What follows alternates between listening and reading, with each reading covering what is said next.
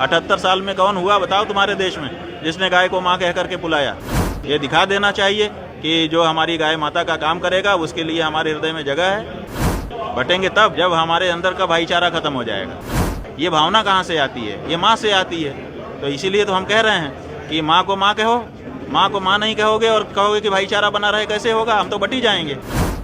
महाराष्ट्र में जिस तरह से गौ माता को लेके प्रयास किया गया है, आपके प्रयास को समर्थन किया गया, क्या कहेंगे? अभी चुनाव भी होने वाला है भाई, जिनको गौ माता की सेवा जिसने की है उसको गौ माता का आशीर्वाद मिलना चाहिए और गौ माता के जो लोग हैं उनका आशीर्वाद मिलना चाहिए। यही हम कह रहे हैं। और क्या कह रहे हैं?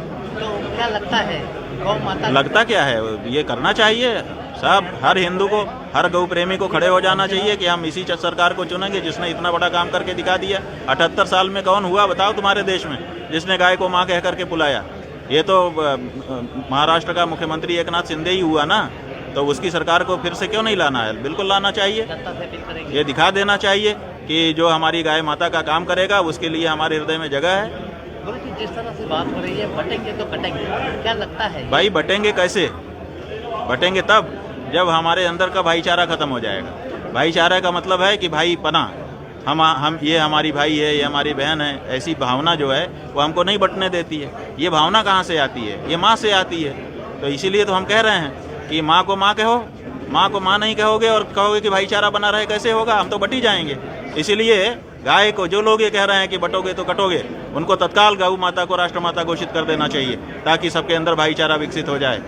लेकिन केवल नारा बटोगे तो कटोगे कहा जा रहा है और वो नारा जिससे बचेगा, जिसके कारण एकता बनी रहेगी, उस माँ को आप भूल जा रहे हैं। सरकार में बैठे लोग ये नारा दे रहे हैं तो क्या लग रहा है? भाई सरकार के लोग नारा दें, हमें कोई दिक्कत नहीं है, जो नारा उनको उचित लगे वो दें, लेकिन जिस कारण से हम नहीं बटेंगे उस कारण को भी तो देखें। गाय हमको जोड़ती है, हमको भाई भाई बनाती है, क्योंकि हम कहते हैं गाय हमारी माँ है, अगला कहता है गाय हमारी माँ है, तो हम दोनों भाई भाई हो जाते हैं। तो ऐसी स्थिति में हमको जोड़ने का माध्यम सीमेंट तो यही है गाय।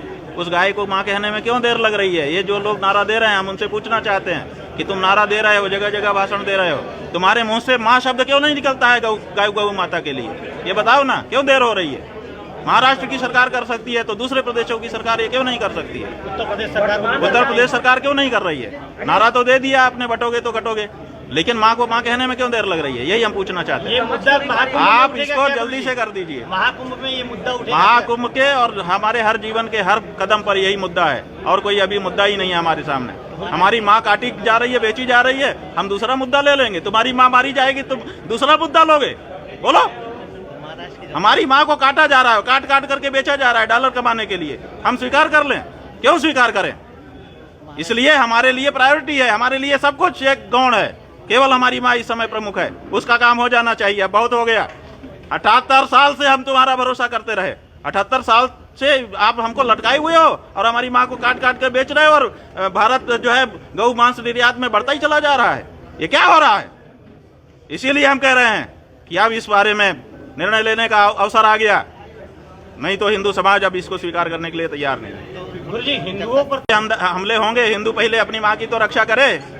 धर्मो रक्षति रक्षिता है। जिस धर्म की हम रक्षा करते हैं वो धर्म हमारी रक्षा करता है। हम धर्म की रक्षा नहीं करेंगे और धर्म हमारी रक्षा कर देगा। ये धर्मो रक्षति रक्षिता है। जिस धर्म की हम रक्षा करते हैं, हमारे द्वारा रक्षित धर्म हमारी रक्षा करता है। तो जब हम अपनी गाय की रक्षा करेंगे, गाय हमारी रक्षा करेगी, हमारा धर्म है वो, तो उसकी रक्षा तो हो ही नहीं रही है, तो हमारी रक्षा कहाँ से होगी? क्या लग रहा है कि इसी वजह से हिंदुओं की स्थिति खराब? बिल्कुल इसी वजह से हो रही है। गाय की हत्या हमारे यहाँ बहुत बड़ा पाप है और जो पापी होता है वो दुखी ही होता है, वो अपमानित ही होता है, उसकी कोई इज्जत नहीं होती है और यही हमारी हालत हो गई है। इसलिए अपनी प्रतिष्ठा को बचाए रखने के लिए, अपने बल को बनाए, अपने सामर्थ्य को बनाए रखने के लिए हम गौ रक्षा चाहते हैं। गुरुजी, आपके अथक प्रयासों से 36 प्रदेशों में गौ ध्वज स्थापित किया गया है। आज वहाँ प्रतिनिधि भी आपके द्वारा भेजे जा रहे हैं। नहीं, प्रदेश में हमने स्थापित कर दिया, प्रदेश की राजधानी में। अभी एक एक जिला, एक एक संसदीय क्षेत्र, एक एक विधानसभा क्षेत्र बाकी है, अब वहाँ के लिए भेज रहे हैं। उसके बाद हर गांव के लिए भेजेंगे।